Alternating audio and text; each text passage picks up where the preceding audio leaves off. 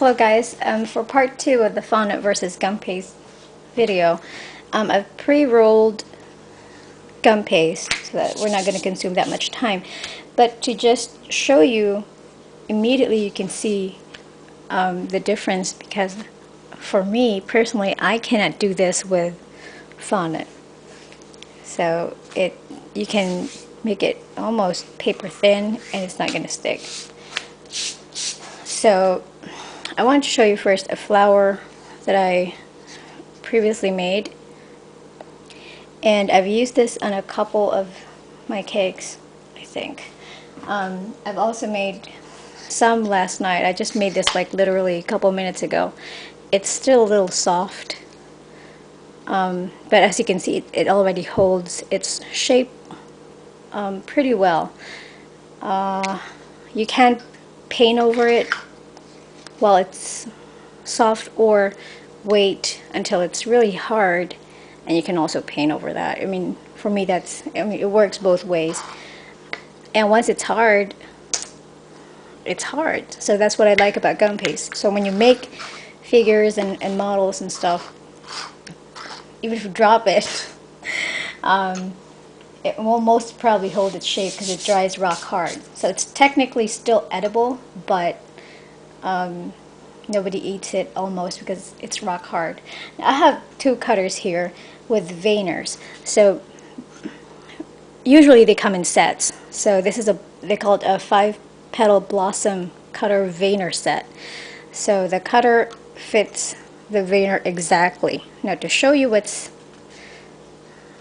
the veiner would look like, and this video especially for beginners like me who just had I had to learn pretty much by watching others. So this is what it looks like. It has the top and the bottom of the flower, and you just put it in, and within a couple of seconds you're going to come up with that flower I just showed you earlier. And then you can have it, ta-da, dry on flower forming cups. I got this from Wilton, but you can dry it anywhere in a clean cup, and it's pretty much going to hold its shape. And again, you can use luster dust and petal dust to give it more dimension. Now, putting that aside, another example would be using a petunia. Oh, it's not a petunia. Of the petunia cutter over there. This is for hydrangeas. So since a hydrangea practically is a big ball of small flowers, you would be able to build the small flower look by having these cutters and the veiner. So if we were making a hydrangea, it would be best at this point to have like a flower wire ready, which I do not have. So I'm just going to show you what it's going to look like. So it's neat because it has all the veiny details from the veiner. So it's that easy. So it will cost a bit.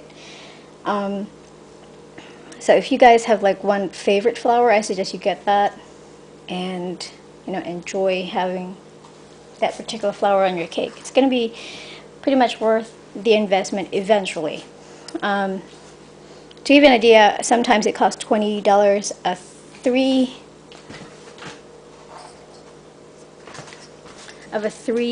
cutter set with a veiner. This costs like $44, I believe.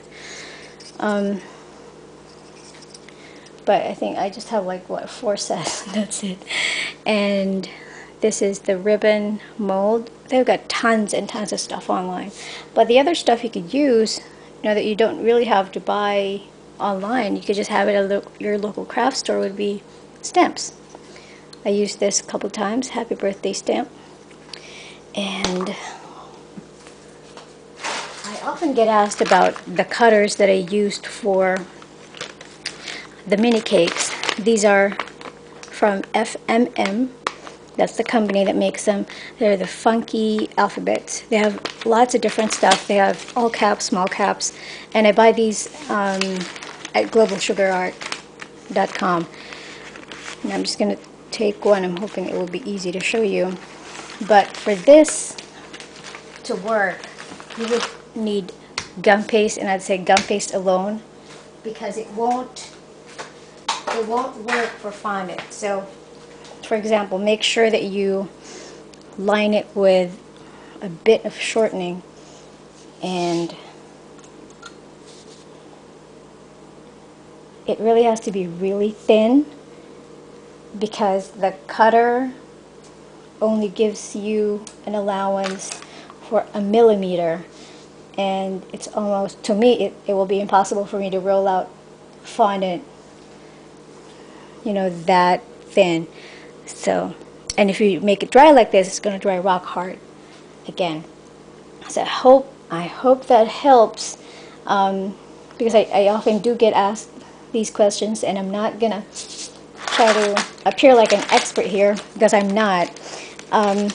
I got the knowledge also from the other very patient people on YouTube who keep answering my questions. So I just wanted to share that back.